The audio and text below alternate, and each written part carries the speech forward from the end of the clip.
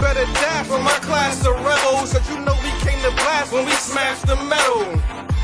Brooklyn, that's how we doing it. Brooklyn, that's how we doing it. Brooklyn, that's how we doing it. Brooklyn, that's how we doing it. Yo, yo, yo. Welcome to another On Everything podcast. I'm your host, Eugene D. Brown. We here with a special guest today. We have Whitney Monique Jones, and we also have Ella. Today is going to be a very special show. I'm super excited. This is going to be dope. I'm very glad, to have the show going on today. Hey guys, what's going on? Hey, what's going on, Gene? We are rushing today. Today has been a busy day for you. Why is it always every time we do this show, we get to this time and it's busy, busy, busy? Just like I know he's still on there, but audience, so that you can know Gene is transitioning so that he can get on his phone, computer, whatever he's going to do, because Friday somehow it just gets extremely busy. Maybe it's because it's the end of the week. But Whitney, you are doing well. Thank you so much for being here. We are so happy to have you here. While Gene is getting situated, let's start off with just where you're from and tell us just a little bit about yourself. So I'm from Toledo, Ohio, raised there, born there, but I currently live in Columbus, Ohio. I've been here for about 4 years. So I am also a licensed counselor, and I am passionate about the single population, especially those of us who are saved in the church. My passion is for the singles, because there's a lot that comes with being single and trying to live saved, and people don't always realize that. They kind of minimize it because they feel like, oh, you're not married, you don't have all these problems, yada yada. But it's not true. So I am passionate about it because I'm living it as well. So, and I go through the same struggles as everybody else. And that's everything, though, that you're passionate about it because you are living it. And that's right. What people want to see, right? And it doesn't matter whether you're talking about single and saved, whether you're talking about faith, whatever you're talking about, people are more apt to listen to you and receive your message if you are living the life, right, and you are living that story, right? You can't really have somebody believe it unless you're doing it. So I can appreciate that. Yeah. Gene? You straight? Yeah, I'm straight. Yeah. I don't know what happened. I got knocked off. That was crazy just now. But yeah.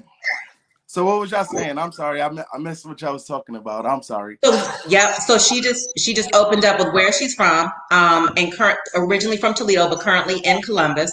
Okay. And just talking about living that life, the single and saved life. And so I was just saying that it's good when you're living it, because people are more apt to receive your message when you're living something. You know what I mean? Especially something that they're trying to obtain, because Whitney, I will say for me and Gene talk about this all the time, just about faith in general. That is so hard. So definitely what I want our viewers and listeners to know today is how you started on that path, and how, which is going to be the number one question to everybody, how are you remaining on that path with the society and the temptations and everything that we live in? Yeah. So as we had kind of talked before we started, I've always been raised in the church. Since I was a little girl, like church. We would go Monday through Sunday, really, whether it's Bible class, choir rehearsal, praise and worship rehearsal, vacation Bible school. Like, even when my parents had meetings, I was at the church with them, so that's all I know pretty much. And, as I grew up, it was something that I was taught. It was something that I was exposed to on a regular. So it was normal for me to just live it, right? But as I got older, and my mom, she played like a critical part in that. She was so adamant about teaching us how to be holy women, growing up, and like how to dress and how to present yourself and all this kind of stuff. And what she taught us really stuck with us, and my dad as well. But so I've always desired to live for the Lord. That's always been a desire of mine. Like, even growing up, my dad would have us have devotions on Saturdays. Like, he would literally wake us up out of bed, throw water on us to get us up and make us, sing worship songs and read the Bible. Like it was like a every weekend thing. So I was exposed to that, and that's all I knew. So once I got a little older, things started transitioning. I was exposed to a lot more, like, because I was kind of sheltered in a way. I was exposed to a lot more. So here comes, I like this. Here comes the liking the boys in junior high and then high school. And then it's like, oh, this is new. The cell phones came out. Oh, I wanted a cell phone so I can talk to the boys at night when my parents weren't watching. I started growing up and coming into that sexuality piece, and then once I got older, it was like boom, like 100%. I'm out here going to college, and I'm like, man, this is a different kind of life here, and I've had, those desires started to come, those sexual desires, all of that. And I'm like, I don't know how to really navigate this. I was taught, don't have sex, wait till you marry. That was pretty much the basis of it. Okay, but how do I do that? How do I do that? How do I turn down this and this? And how do I, that wasn't really taught 100%. So it was like a whole new level for me. And, once I got into that, of course, I made mistakes on the way. There was temptations coming from everywhere at one point, they still come, they still come. But it's like what I was taught, it really stuck with me. And it's like, God has sustained me. And, even when I didn't want to be kept, like I wanted to have sex, I wanted to do this. It was like, God was like, no, I ain't letting you go, and it's just like, I can't really explain it, but he's literally kept me. But it's just the desire that I have to please him. And that's what really comes into play, and allowing the Holy Spirit to work within me like it should. And like I said, I've not been perfect on the way, but it's just that desire keeps me going, in that same direction to really please him and do things the right way. I don't want to be around here sleeping with a whole bunch of men. I don't want to be connected to all these men. Like I want to be able to connect with one person. We share that special thing together. You know what I'm saying? Like that's what I desire, Yes. So it's been a journey, but I'm still on it. It's hard out here. Seriously. Yeah. So what inspired you to basically do the Single and Saved series? And I know your background is in the church. What kind of church did you attend? And what inspired you to get into like setting this up in order to help other people? I know you're passionate about it, but what switch made you get into that? So I guess, so my parents, they were a part of the marriage groups in church. They led those groups in church. I was always intrigued by that, like how they were supporting the married couples, as they were supporting other married couples. And I have an aunt who was over the singles ministry, and I watched her and how she did things, and I'm just like, that is so interesting. But then life came passed me by, and I forgot about that. But then when I got to the point to where I started struggling myself, I started to have all of these tempting things around me and doing ministry, and but you go home and you're tempted with this, and this guy is at you like this. I really thought, I'm like, this is not easy. Like this is difficult. And I was raised in the apostolic church. I still attend, but they don't talk about those things, those questions, the people that the things that the single people go through. Like they don't talk about that. They shun the topic of sex, and it's like, okay, where am I supposed to go then? Right. Do I go to the world to find it? We don't want to do that because I'm not supposed to be of the world. Like, so, and a lot of single people, they do that because that is where it's, you're allowed to be open, with your sexuality in the world. This is where people will accept you, and it's easier for you to be free in that, but when you're really trying to live for God, the world ain't for you. You don't get, direction from the world in that aspect. So when I realized that, I'm like, people need to be able to communicate, be open about their struggles, you know, not feel like what they're going through is going to condemn them. They need a free space to really express what the struggles that they deal with. So that is what really prompted me to try and start something. And years ago, I created a group, like a private group on Facebook for that. And then I kind of let it go. I got frustrated with the process. I'm like, forget it. But when COVID happened, I don't know what it was. When COVID happened, I felt the push to start working on this. You know, we're at home, isolated, you know, people dealing with things. They don't have anybody to talk to. They don't have anywhere to go. And I know this is a social media platform, you know, but everybody's on social media. So why not use social media as a way to engage? And hopefully in the future, this can be more of an in-person type thing. I don't know, conferences, whatever. But when COVID happened, it was just like, there's your opening. Like you started here. So that's kind of how I got started with it. So I know, like, on top of the single and save series, like you also sing, right? You also sing, right? You sing gospel music? Yeah, I do. Okay. You had a single recently, right? I did have a single. It came out April of 2019, I believe. Come on, tell us about it. Well, it was my first single. You know, I've been singing since I was like 5 years old. And I always wanted to work on an album. I just didn't know how to get it started. So I just decided to go ahead and do my first single, and God gave me a song to do, and I did it. It's the first one, and I do plan on working on more music in the future. Just trying to navigate, see what that looks like. But I did come out with the single, and I was proud of it. It was my first one. You know, of course, I want it to be better in the future, but you know, that's just kind of how it got started. And what's the name of it? So yeah, it's called No Greater Love. No Greater Love. It's called No Greater Love, and it just expresses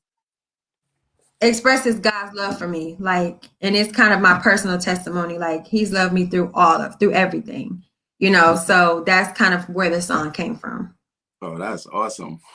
So everybody that's listening, I just want y'all to know, go check out the single. And also, like, if you're on Instagram, definitely follow her. That's Whitney Monique Jones, right? Follow her page. That's NGL at the end, right? Is that Whitney Monique Jones NGL or Whitney Jones NGL? Actually, my personal, I have a single and save page as well. Oh, you have a single and save? So I post a lot of content on there, like encouraging posts, you know, things like that. So it's _ single and saved. So I have that one too. Like, I'll tell you, like, one of the most inspirational things like that happens to me, like, during my day is, like, sometimes I'll be scrolling through Instagram or whatever, and I'll bump into, you know, your little videos with you singing and stuff like that. That's beautiful. Your voice is wonderful, so you know that. So thank you. very, very inspirational stuff right there. Thank you. Oh, Sean said God came over you, and Greg Finch said, keep on striving. Greatness will befall you. God is good all the time, Greg. We know that. And I appreciate that. Like that you say when you spoke of God, like, who is actually going to love us the way God loves us? And when you say people being in the world, and we know in the world, that's what they're looking for. They're really looking for that type of love. Right. And we know that believers, and if you're not a believer, that's fine. The show is for you. But believers know that love is in God. But so often, you know, we fall. I don't know if you want to say fall from grace or backslide or whatever. And I believe everybody does that. But I think it's just that trust in God, like how you're trusting Him and you're believing in your heart and you have a desire for a husband, and that's how you're going to live, and you want to live righteous and all of that. And I think Right. like we were talking about before, Right. people want to do that, but they are so conflicted. It's temptation coming from everywhere. Like you said, COVID, people lost family members, they've lost jobs. Okay, now what I needed to now let me get a vice. My vice is drinking or drugs or whatever, Yeah. because now I don't know if I'm going to be put out. And so how do Right. you, and this goes with too, staying single and saved, how do you get through that? Because that is the main thing where people fall, is they can't get over that hump. And we know that those desires and stuff, they really are temporary. Like if you can get through that temporary moment, then you can be back on track. But sometimes people just can't get through it. How do you remain so trusting that God is going to do for you? You lived your life like this basically. So how do you remain so trusting? And have you seen anything? Like, what does God show you that, look, I've got this for you and I need you to stay on this path when people can't hear from him? Right. Well, I think it also goes back to believing that he can. You have to believe, in the power of Jesus Christ, and you have to know that, believe that he can sustain you and that he can give you the control that you need when these temptations come. Because even in the Bible, he talks about how temptations are not uncommon to him. He knows, and he always makes a way of escape. That's in the word. Him knowing that temptation will come upon you, and him knowing, and us seeing in the word that there's always a way of escape, that means he knows that you're going to have these temptations. It's just you have to be able to believe that the escape is there for you, and you have to know how to get through that. And of course, he will guide you, and it's all, and it helps through prayer, through fasting. And that's something I'm working on now, because I like to eat, and I like to, I don't like to turn down my plate. But Yeah. I mean, fasting, it helps you kill the flesh, kill those desires. You're depriving yourself of things that you're so used to doing. And it also helps you when it comes to those sexual urges, sexual temptations. Once you get to that point to where you can kill the flesh, that means when those sexual desires come, you'll be in the strong place to kill it. So you won't give into it. So prayer, fasting, yes, we know all that, it works, but also believing that God can. Like he was just talking to me, last week, he was just like, give it to me. Like literally, it's not, he didn't create us to be able to hold these things by ourselves. He said he was our strength, so in the time of weakness, we give our weakness to the Lord, who's our strength. And in turn, we get the strength that he has for us. But we have to believe and trust that he can do it. If we lack faith, or if we doubt, we know doubt is the sin, and we all do it. I doubt. I'll be like, Lord, forgive me. Like, I should have believed that you was going to do this, but we really have the faith in him, and the power that he has, to keep us from those things. He can do the rest, but you got to meet him halfway. You can't just expect him to do all the work. You have to do the work. But also, it helps with having accountability partners, somebody you can talk to and who can help you stay like, don't do that. That's not right for you. How are you going to feel afterwards? It's good to have accountability partners as well, and go out and enjoy life, do things. So you're not always at home, with all these thoughts and these urges. Go out and live your life, and do things that you can enjoy. Work in the church, sometimes that helps when you're not isolated, you're busy, that helps with those things. So it's a lot, it seems like it's so much, and it is, because it's hard out here. But you just have to believe God. When he said he would do something, you have to believe he will.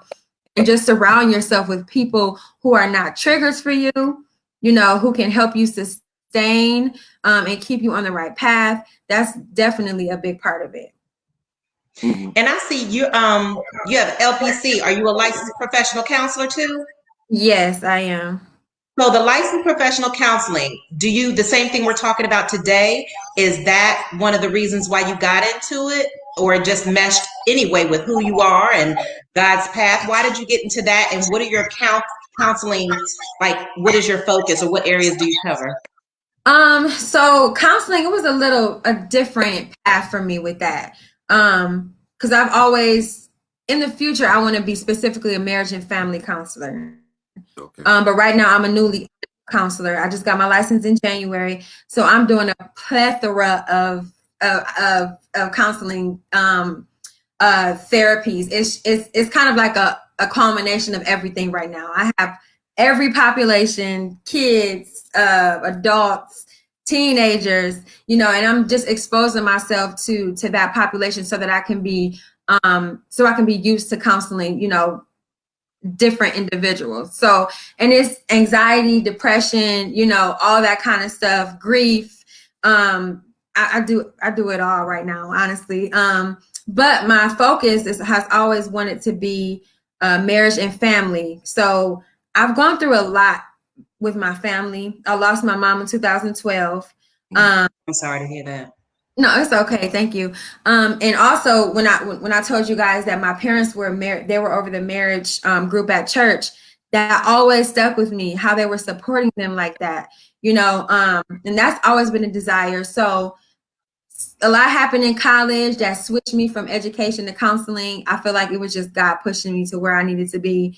And then a lot of changes happened in my family. My mom passed, my dad remarried, it was a lot of changes with that. And I'm just like, okay, this is why I want to do this. I want to be able to help families transition and be able to deal with a lot of changes that way, with like the step parents, it's a lot, so that also had a lot to do with it. And now I'm here. So wow. Yeah. So you are a busy woman, but you are also out here serving the Lord in so many ways. I mean, I just feel so blessed. Jean, don't you feel blessed to have her here? I mean, Absolutely. she has like she said, a plethora. She's doing a number of things, and there's no doubt that, of course, with everything that you're doing, and I know you believe it too, that God is going to give you the desires of your heart. I mean, it's just amazing. Are you still, like Jean asked about your single in 2019?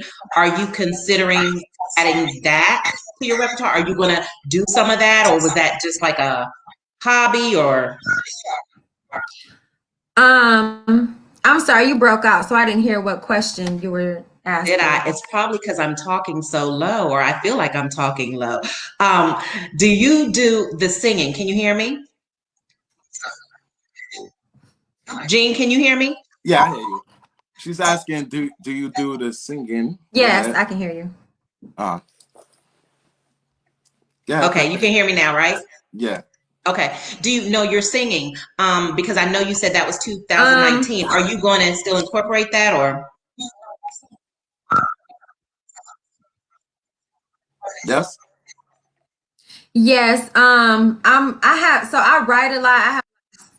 Can you hear me? I think I'm breaking up a little bit. Yeah, Greg says he can hear me, so I don't know if it's me, because Jean, she can hear you though. I can hear you. I hear. Yeah, my computer is just a little slow. Okay. Yeah. I sing in church. Yeah, I still sing. I write a lot of songs. So I'm just kind of waiting until I get that part taken care of, and make sure I'm financially prepared to do another album. And it's I don't have the sound of a lot of other artists. I have an individual sound, and I believe God gave it to me for a reason.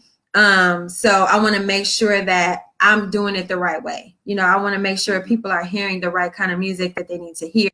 So it's a process, and I'm still working on, like, my brother, he writes music, and he's awesome too. So I'm trying to work with him on some things. It's kind of a transition thing, but I'm definitely trying to come out with the next 5 years. My brother name is Wayner Jones, but they call him LA. His name is LA. That's his artist name. And he has some music out as well. So he's really good. When you say you have, just real quick on that, when you say you have an individual sound, what does that mean? I just don't sound like anybody else. Like, I don't sound like anybody else at all. Like, people used to ask me, who do you sound like? And I'm like, nobody. I sound like me. But I feel like there's a level God wants me to be at, when I do release more songs, because this world needs to hear more than, you know, just a good beat. You know, they need to hear God through the music, you know. So that's why I'm trying to really make sure I'm doing things the right way. And the sound is the sound is right, you know, from, you know, so that's why I'm waiting until things kind of get put together on that end. So I'm not just doing it just to do it, you know. Yeah. So So that's with your kind of yeah, with your IG, like when they go to their I with your IG account and your IG, say it one more time, your IG name. so my single and saved page is underscore single and saved. Um, and then my music page is Whitney underscore Jones underscore NGL. Okay, good. And the single and save page, so I'm assuming that your music page, okay, that's everything like music. The single and save page, do you post like inspirational? Do you give, since you're an LPC, do you give like counseling tips? What is that page about? It's like encouraging posts about the single life. And I do sometimes engage mental health, but not so much. It's more specifically towards like the single and saved population. I might put something up there every once in a while, like boundaries. And, you know, that, of course, that goes in along with mental health. That's kind of a combination of it. So I kind of use that platform to do it that way. Mental health as it relates to the single population, how you can integrate that into the single life, what boundaries, like I said, getting living the life that you need to live, you know, working on forgiveness, you know, just a lot of things like that before you could possibly go into a healthy relationship. You have to be healthily mentally first. So those are some things that I talk about on the single and saved page too. Tell me when you talk about that single and saved, and so you know, Whitney, and you tell me if you feel the same way. When we say single and saved, and especially, well, of course, when a woman is presenting it, but even if a woman wasn't presenting that topic and you say single and saved, I feel like people automatically go to women because They women who want to do. be that, they do. So what I'm saying is, I That's the know problem. we've got, it is a problem, but I know we've got some men out there, but I want you to tell me because this is a hot topic. If women, how do women and how do you help women on their journey who really want to do it, but they're still fighting temptation, they mess up and then they try again and they're still doing that walk? What is the difference, if you have worked with both parties, the difference between women and helping them along and the difference between helping men? So I don't have much experience with that because women are the only ones that Yeah. really desire to learn, you know, about that. And it's like I'm trying to figure out a way to engage men. Even when I post things on Facebook, it's all women. Like men don't say a word, and I'm like, do you think people gonna think you a coward? Like, what is it? Like, I don't know if they're fearful of feeling like maybe people thinking they're weak, but I mean all these women can be out here doing this and a man not doing.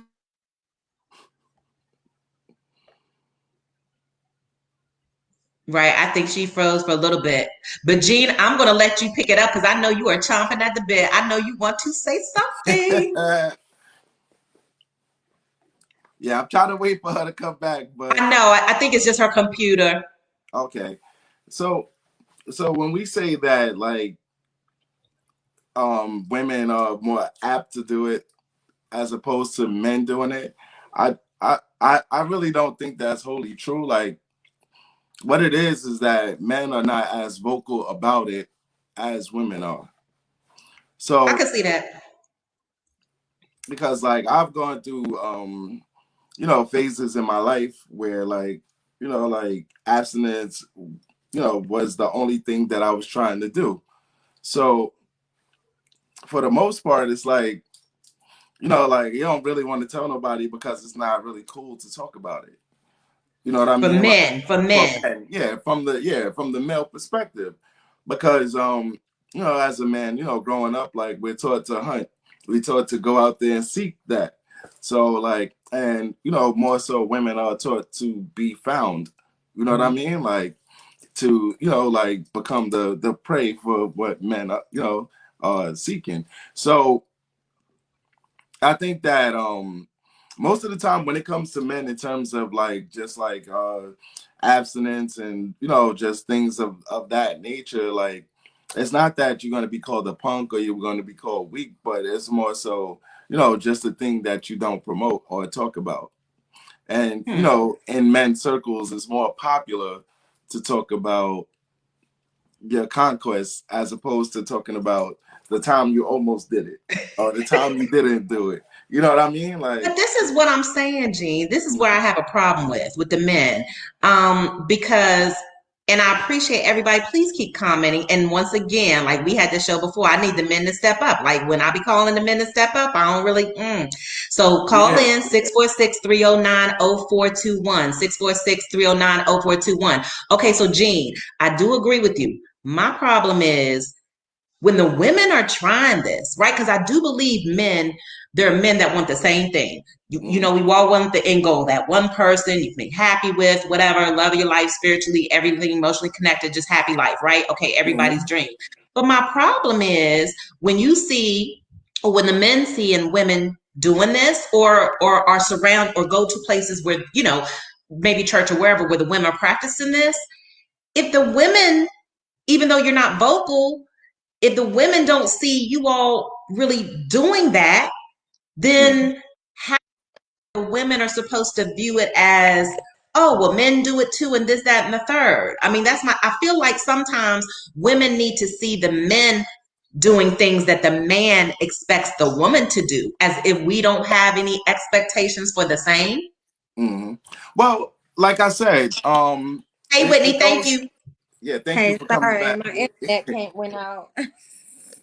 Yeah, so like just like I was saying before, like like when it comes to men in men's circles, like sometimes it's just not the popular thing to promote. Sometimes it's not comfortable to speak about it. You know what I mean? Like, and again, like it goes against what we're taught coming up. Because coming up, we're taught, oh, go get the girl, go conquer that. And, meanwhile, when it comes to a woman who's seeking men, like it's a little bit of a different story. Like you're not taught to, oh, go get these guys. No, like you're taught more so to, to wait to be found. So when it comes to our us talking about it, like that's just something it's not a comfortable conversation for men most of the time. But like there are a lot of men who do it. Like I remember when I was a really young minister, we had a group of guys, like we called each other God's Dream Team. And we used to call each other in the middle of the night, like, yo, bro, like I feel like doing it. But like so we did the same things, but we didn't advertise it. You understand? Right. Like, and like, we were a small little crew. Like it was about 4 of us or 5 of us. And we would just call each other like, yo, don't do it, man. Like, listen, but at the same time, it's not easy to promote that or, like to talk about it. And also, when you talk about upbringing coming up in, especially church circles like that, sex conversations was taboo. So like we didn't talk about it. I ain't talk about sex till I experienced it. Like so, it's just something that we need to address. As a whole, as a community, and as a church. Like that's things that we always need to talk about and be mindful that the young people, though like we try to shield them and protect them from things. Like sometimes we can't protect them from things if we don't tell them about it. So, like that's just something, and even, in the households, parents, need to do the same. Like I remember maybe like it wasn't the first time I did it, but probably like the second time I did it, I went back and told my mom. I told her it was the first time because, I was a little embarrassed. But, I ran back, hey ma, I did it. And, like this is what happened and da da da. And, like she scolded me and, like it made me go back underground, like, okay, I won't mention that no more. I won't say nothing about it.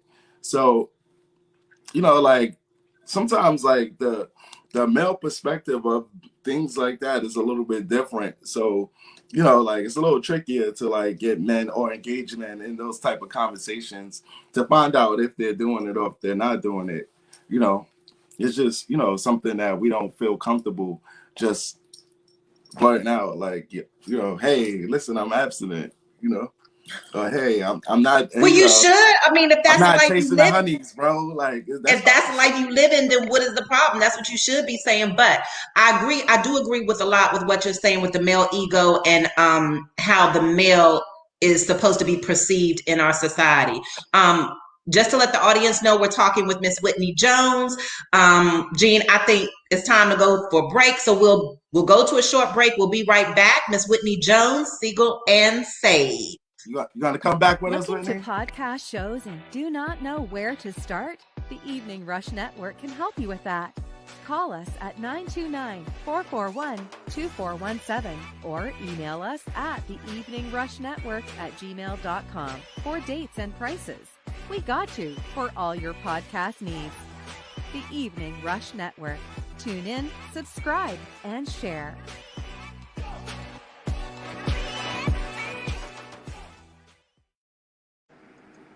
Yo, we back. Thank you so much for coming back with us, Whitney Jones. And she is Ella Brown. Like, let's get back to it. So we talking single and saved.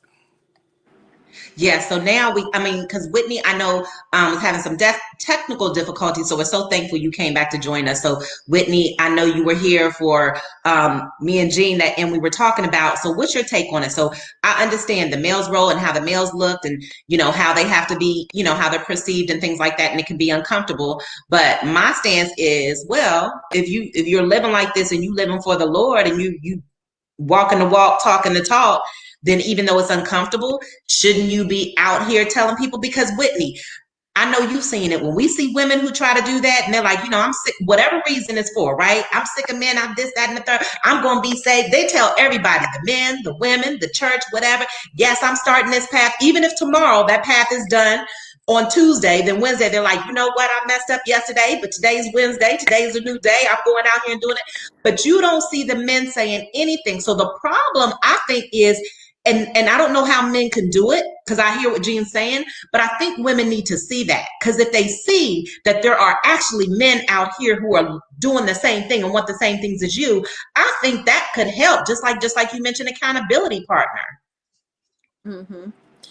Yeah. I don't know. And it's like, sometimes I wish I can just get inside of a man's mind, you know, to see what it is that that they really think. Like I said before, I think it has a lot to do with how they will be perceived. Some of them may feel like people might think they're weak. You know, and it's just, I don't know. And I know a lot, women in general, we are more expressive. You know, we're more expressive. We're more emotional. And we have a lot of passion in regards to things like this, you know. So we are like, we're encouragers, you know. Women are encouragers. So whatever it is that we are experiencing in our lives, if we can help someone and encourage them, we're going to do it.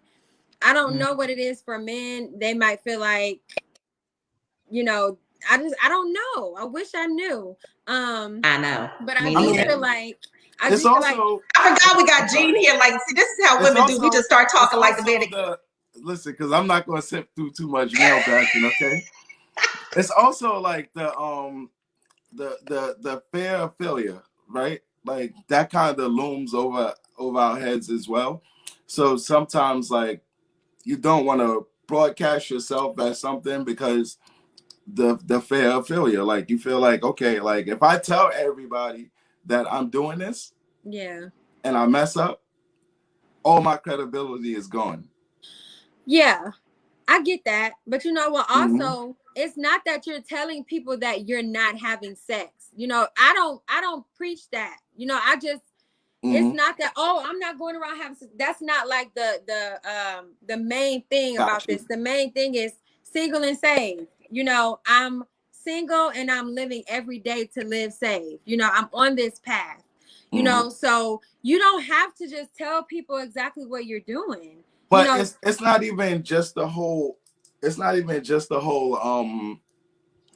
I'm not having sex, or, you know, it's not just that though. Like, it's the whole thing. You understand what I'm saying? Like, I mean, because like a lot of times men go to singles retreats, like like it's Do not they? that. No, they Yes, don't. we do. See, you Yes, see how we act, and we don't even know because we never hear about it. I've been to several singles retreats with several men. I've been to couple retreats and I've been to single retreats, Okay. and like we do it. It's just we would rather do it in quietness, like like because I again, like understand that. being single sometimes come with a stigma of being a failure for men. Sometimes for women too. Wow. But Being a Yeah. what being single, comes with, a stigma. yeah. Being a failure. Because like, all right, that's like me, right? That's probably one of the things, like before I got divorced, like that was one of the things that probably held me from like leaving a long time before when I should have, right? The Okay. thing that held me back was the thought that, okay, I can't be at this age and searching. I Mm. can't be at this age and say, okay, I'm single. I don't got nobody. Nobody don't got me. I'm not knocking on nobody's door. Nobody ain't knocking on my door. Like, like that was that part was like a big part of me, holding on to being married. Like just to say, hey, I'm married, So, I can't say that's all men situations and like, but I know that like sometimes that stigma of like, okay, you don't have nobody, it's kind of, like that kind you get a pushback from that on internally for men. And it's the way we were taught coming up. I get it. But when you are a part of that kind of community, there should be no limitation to you shouldn't have to feel like that. You know what I'm saying? Mm-hmm. If you're part of that safe, like for me, like the Facebook group, it's a closed group. Like I created this group and I'm trying to build it for people to talk privately about Mm-hmm. their situations and their struggles. Everybody can't get into the group, and it's just people who are going through the same things, who are dealing with the same things, to be able to be open about just anything and not have to feel like you're a failure and I get it. Cause as a woman, I wanted to be married at 25. I feel like, oh, growing up, you're supposed to be married. I'm 33 years old, still ain't married. Sometimes I be like, what in the world is wrong with me? Like, this is ridiculous. So I get it. But everybody else there are so many other people dealing with the same thing, and you can benefit from really linking with people and talking about these things and it'd be a safe place and not feel like a failure or feel like you being condemned. You know what I'm saying? But I get what you're saying. A lot of men, they may feel that way and that keeps them from pushing towards something like that. So I yeah. think Because that's true. and Go I ahead. think that it could be really helpful. You know what I mean? Like it's not that I don't think it could be really helpful, but at the same time, like sometimes you got to get over your pride. Like you got to get over yourself in order to embrace something like that. Right. And the way like we came up listening to rap music and like different kind of things where it's like like it's kind of anti you, it's anti the person you created yourself to be. You understand? Not who God created you to be, but anti who you created for yourself to be. So, like your own image of yourself, not God's image, but your own, like, you set up your own image of who you are. And sometimes, it goes against the way, we think of things or we were taught to think. And Yeah. I think it's, yep. And I think it's what Whitney said. Also, Greg said, pride cometh before the fall. That's right. And pride is the hardest thing to get rid of, but it's necessary in order to grow. And so, Gene, just like you on here, Whitney's an LPC, I'm a life coach. And so in dealing with people who deal with not this particular situation, but just pride and feeling like whatever it is they're going through, they don't have that community. That's why I agree with Whitney said that community needs to be. And people need to see that, because once people, and you know, Jean, no matter what you're dealing with, once you see that somebody's dealing with the same thing, then you feel like it's not just you. Then you got somebody to talk to. Then you realize, oh, it's more people. Then you realize maybe it's thousands and tens of thousands and hundreds who are living just like me. So I think that exposure and building a community with like-minded people is very, very important. And I understand the man's role, and I understand what the man has to go through, especially Black men. But I think if you are deciding, and not all men do, right? But if you're one of those men that is thinking about this or deciding something like this, it's just like anything else. You have to stand on it. You know, whatever it is, your belief, that's part of your character and who you are. You need to stand on it. That doesn't mean that you're going to make mistakes, but it has to be like you're not worried about the naysayers and everything else, because that is true. Like Whitney said, God is going to work all that out. All the people who you think that may not agree with you or come against you will be the very people that might come to you, Whitney, am I right? And be like, you know what? I was thinking the same thing, man, but I didn't want to tell nobody. So how did you do it? And so each one teach one. Yeah, exactly. And you never know what you can be exposed to if you allow yourself to be open to that group or to that community. Your blessing could be there, you know, and you allowing your pride to stop you from getting your blessing. Oh, that's good. You know, so you got to be open. And sometimes when we're open, we're like, I don't know what's going to happen. Well, that's where faith comes in. You know, you never know what God is going to do. If you allow yourself to be led by him, you always want to be led by him. But don't put him in a box either. You never know how he could move in your life, or, you know, help you find a mate. There's so many different ways. You know, we don't think like God thinks. So when we are operating in pride, we are removing ourselves from really truly being led by him and allowing him to lead our lives. You know, we have to be humble before him. That's where he can really work, you know, when we're humble and obedient, you know. So pride, it destroys you. It really does. So yeah, we don't think like that though. We're selfish, you know. We think about ourselves. We're selfish and we want instant gratification. Yes, we don't. And if it's not instant, then we don't want to wait past like 2 or 3 days. If we don't hear anything, we automatically think, okay, you know what? I knew this wasn't right. God didn't hear me. And boom, what do? End up making a wrong decision. Yeah. God shows us mercy. Then we come back and it's like, okay, I'm going to try again. But I love that people try again no matter what it is you're dealing with, because that just shows growth. I don't care how many times you mess up. Just show me that you're growing and you are trying again and you are not going to give up, and that you grow a little more each time. Yeah. And stay humble. Terry Clark says, stay humble. That is the most important thing, which is hard. And Jean, like you said, when you around a bunch of your boys or a bunch of men, it is hard not to let that ego, especially when you're talking about women, let that ego come out and y'all don't start, you know, it's hard to not get in those conversations where it's like praying after the women, basically. You know what I mean? It's hard because men, you know, have been taught that, you know, and so it's a different kind, it's a primal type thing. So yeah, I understand. I've been asked by, you know, pastors like, yo, what's wrong with you? Like, you know, pastors? Yeah. Ooh. What's wrong with you? Why you don't talk to no girls? What's going on with you? And for me, it was like, yo, I know where, like, what God was delivering me from and where I came from. So it was more of a, you know, like, listen, I gotta be extreme about this. Like, because if I'm not extreme about this, I'm gonna play around and I'm gonna just end up in a situation, you know, that I don't belong in. But, you know, and then I had gone, like, I would say probably 8 years without like a girlfriend, talking to girls, nothing. Like, I'm just like, listen, you know, like, I'm giving it up. I'm not doing it. And, you know, like, somebody came to me and they're like, yo, man, what's wrong with you? Like, you know, like, something wrong with you? Why you not talking to no girls? And, right? First time, let me tell you, the first time, and I'm not saying that pastor was right for doing that, but the first time I started to engage with a woman, I got caught up again, you know? So then it's like, I got to start that whole process all over again. And it was very, you know, very difficult for me to get through that.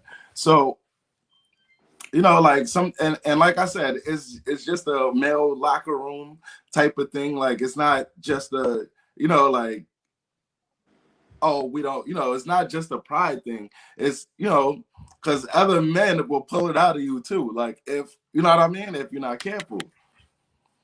But go ahead. I'm sorry. I know you were saying something.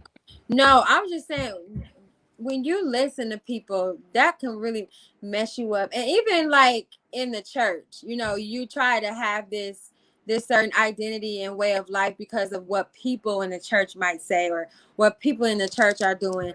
But that can mess you up and really get you off the path that God has you.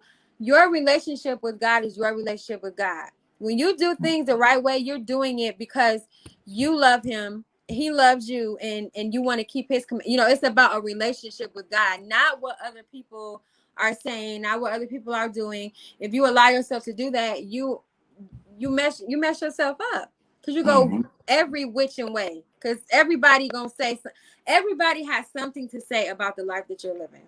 And if you listen to everything that they say and say, oh, maybe I should do this, maybe I should do that, it then minimizes God out of your life. You're no longer living to please him, you're living to please people.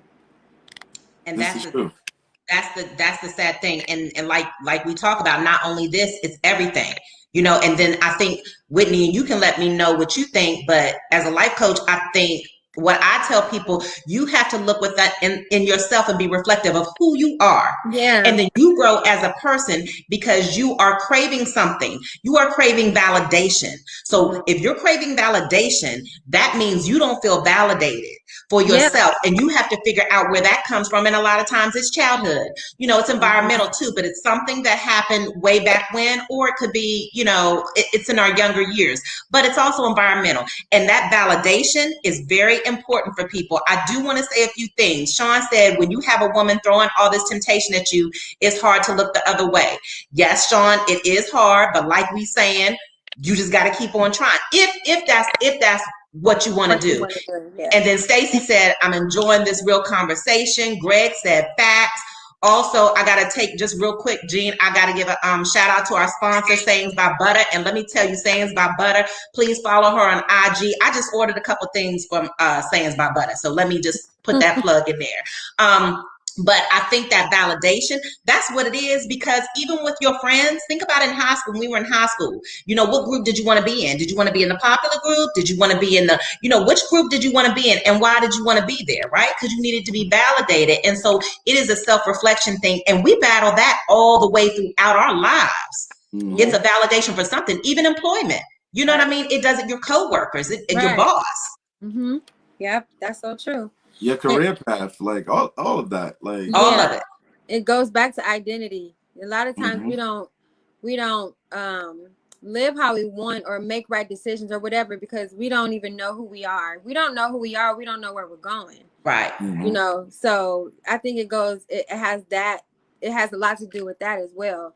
And I've been through that myself, not realizing, like, who am I? And I, for a long time, especially in dealing with like low self-esteem too, like I wasn't realizing, who God created me to be. Like, I'm his daughter, he's my father. He didn't create a mistake. He made me, who I am for a reason. And I was dealing with that issue for a long time. And that also goes into your decision making, not knowing who you are. It all comes together, literally. So yeah, I agree. It's just like society telling us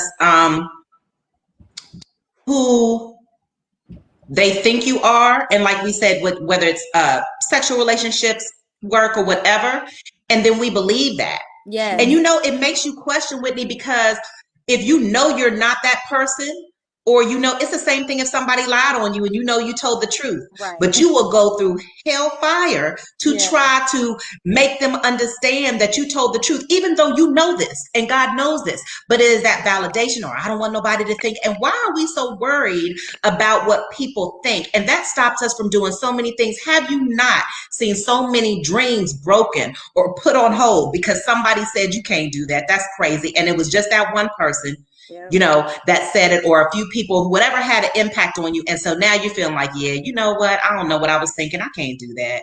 Let me just go on. And it'll take you years and us years to finally get to what was I thinking. Mm-hmm.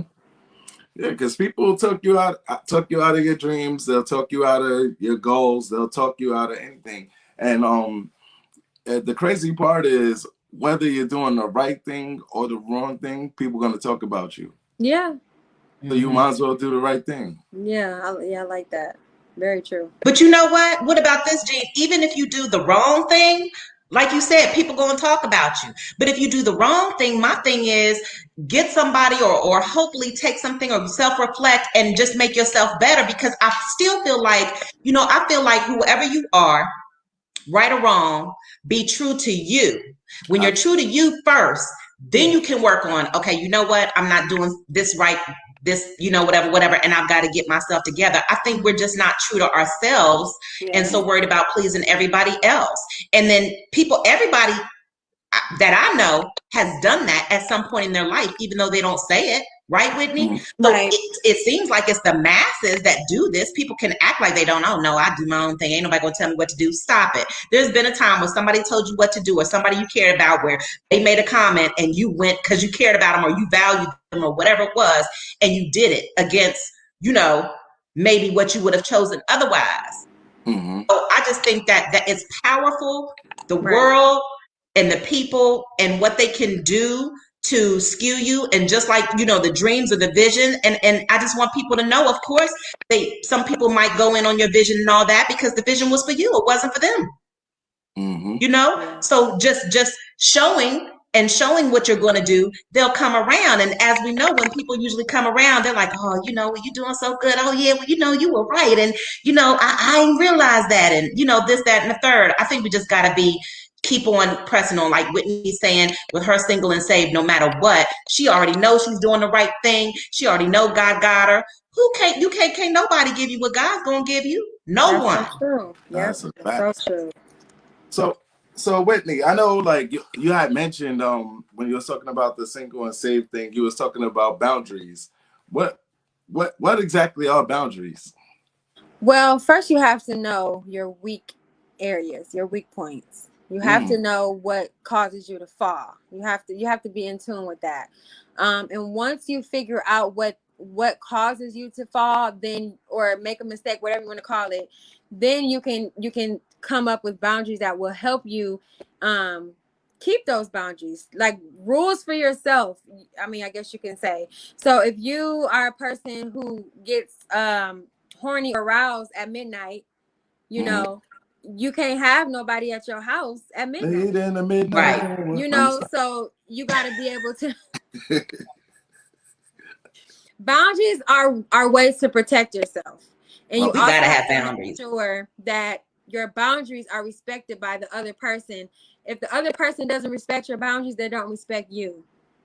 So you have to be in tune with that as well, who you allow yourself to be around and who you spend time with, because when temptation arrives, it is not easy to let go. And when they're there, and so you have to make sure that you have the right people around you as well. But boundaries, they help protect you. So you have to, when you know how you want to live, what makes you weak, you create boundaries to help you with those things. So that's what I would say boundaries are. Okay. In that aspect.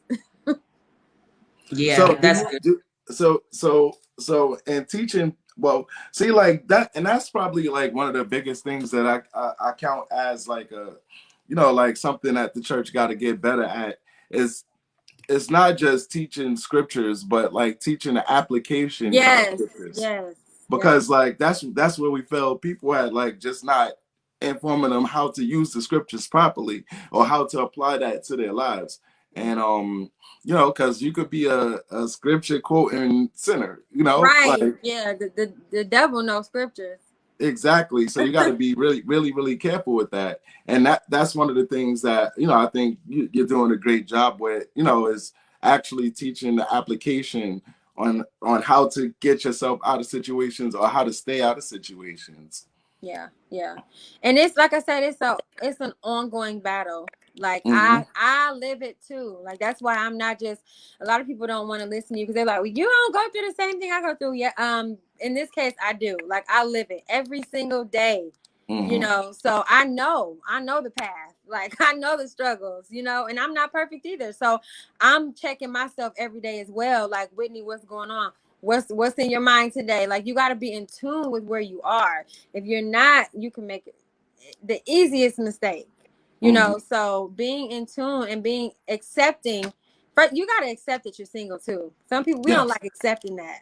Mm-hmm. We don't like accepting. And then when we don't want to accept it, we're not willing to do what we need to do to stay out, to live how we need to live.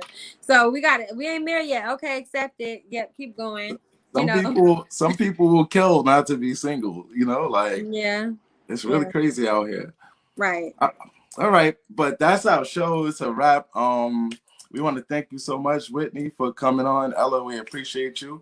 This is such a good conversation, Whitney. I Absolutely. We mean, we got to might keep have to this have a part conversation. two because people Yes. really need help. And we have a lot of Yeah. questions in the chat. So part two coming soon. Okay. Absolutely.